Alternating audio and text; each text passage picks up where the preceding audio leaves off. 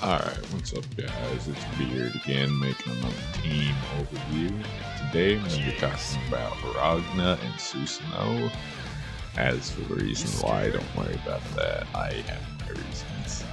This team is very straightforward in how it works, but it is incredibly powerful, as both characters are able to do very large amounts of damage and provide good mix-ups and incredibly strong stagger pressure no matter what, as well as it has decently easy ways to enforce that with things like Susan 6p, CC 6p, letting Ragna run up at full screen, and other similar things. This team also is one of the biggest benefits of having Ragna with an unblockable, which is an incredibly powerful thing since he can get healing that does not heal based on damage dealt. He's able to get a lot of health if you just set up unblockables for him in general. When playing neutral with this team, you're going to prefer having Ragna points, because then you can have access to Susano'o's assists, which help a lot, even in Ragna's bad matchups, which are generally zoning types, because you can do bits, and this just lets you run up at full screen and start pressure that they can't really push block their way out of, because you can just use another 6p from Susan if they push you out to just run up and take your turn back immediately. As well as you get access to Susano'o's 4p, which is very helpful for Ragna since his tools for dealing with airborne opponents aren't the best. As for when you have Susano'o point, which is going to happen at times because you're obviously going to have to swap, get active swap buff, get that kind of thing going. When you do this, generally Ragna's 6p and 5p will be the main assist you'll use because his 4p is not particularly good. The 6p will cover the top corner of the screen away from you, which is something that Susano'o has a very hard time doing normally because he doesn't have a good way to contest that outside of like super jump air dash, but that's incredibly easy to see happening. So they can stop it, as well as you go over a lot of like projectile options. Meanwhile, 5p just controls space, and you can do stuff like that to get Ragna in for free, which is generally what Susano'o is going to be doing in this team. Another thing worth noting about this team is that when you do an unblockable in the corner, you're able to use Ragna's 236C and get a solo pickup, which makes it his highest damage combo tool usable, which is very good because that thing adds a ton of value. It's like a 2,000 damage increase to the combo you would normally get, which off of an unblockable, that's almost a super's increase in damage, but you only have to spend 1 bar. So if you dump 3 bars, you can do around 10k to someone with an unblockable without having to use CC. And if you do use CC, you can push damages up to nearly 14k with 5 bars, which is something that very few teams are able to do, which is a very good strength. When it comes to pressuring with this team, you won't be setting up sandwiches very often because neither character really has a good way to lock down long enough for you to do that, or have a cross-up jump button to make up for the lack of lockdown. So instead, it's mostly just going to be trying to run your opponent into the wall while you pressure them, so that way they can't leave and you just get to keep moving. Instead of trying to set up mixed situations all the time, you're just going to be setting up stagger and slowly moving them. So that way you can really, because things get really nasty in the corner, because now they can't run backwards anywhere and they have to deal with the 2 people directly in their face. As well as you start getting access to better active switch tools like, of course, this, or something like this, and you just get lots of very rewarding mix situations once you push them to the corner. This team does have one good way to set up a sandwich though, which comes from 6 pieces specifically. That taking the corner from them, which leads into good mix-ups. Though the high-low in that situation is particularly great because you have to wait and then buffer, like,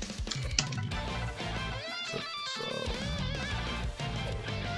break the piece all the way over here.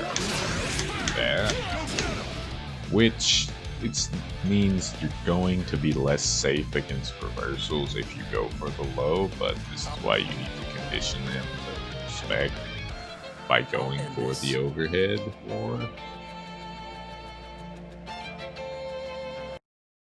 Another good strength of the team, as well as pretty much not quite every Susano'o team that's good, but a lot of his good ones have access to this type of tool, which is a fuzzy setup, because you have a good, nice overhead option that you can active switch into him with that allows him to set up this 50-50 at best, and it's still your turn even if they block it.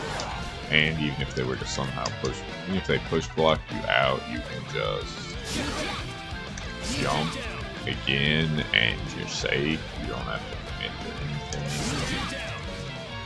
So it's a very strong mix option that Ragna provides Susano'o with that's layered, so you're not having to bank it all on them blocking 150-50 or not. It's especially good since Gauntlet Hades isn't particularly the best mix-up option if you're not online. I'll end this. When it comes to Ragna's side, Oki, his assists actually do matter a lot.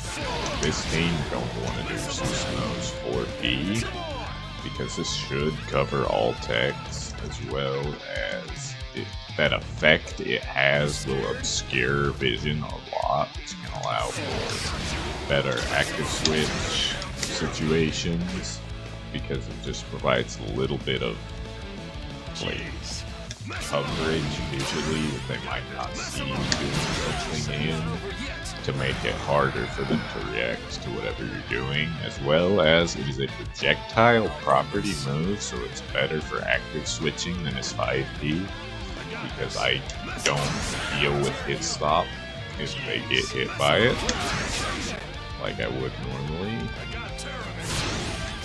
You can active switch immediately instead of having to wait for his hit stop to end, making it even better, especially for setting up layered mix situations.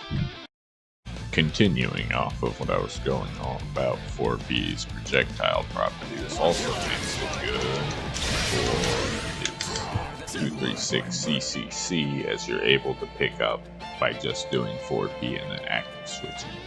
Which obviously you'll only be doing this in situations where like your opponent can't burst, or maybe you don't have CC, so you just want to cash out on some quick damage, as this is like 11k if you get it. You got a 2C starter that's goes into this, which ends up being 11k if they get hit, and that's a ton of damage for 1 bar and an assist meter. Obviously, if you wanted to go into CC, you can just activate CC after this and then do it again, and then just go into a combo from there. But being able to pick it up if you don't have an option to go into CC is great, especially since you're going into Susano'o, who has very high damage and great Oki to go on top of it. You just get a great situation afterwards. Overall, I think this team is pretty strong with very clear defined strengths, but I wouldn't be right to not talk about its weaknesses. If you're against a zoning team, this team can be very hard to play, because outside of like this, you don't really have a way to force your way in. which is bad since neither of these characters are able to play at long ranges well, because neither of them have projectiles or things like uses slashes to cover the whole screen. So you're going to run into some issues when you run into characters who can just play keep away against you, like especially 9. You scared? So you're going to have to watch out and maybe have another team ready. Though it's not impossible to win with this team, because obviously it gets so much reward once it does get in that you can overcome pretty much anything. But you are definitely going to struggle a lot getting in some matchups because you do not have good ways to force it. I'll end this.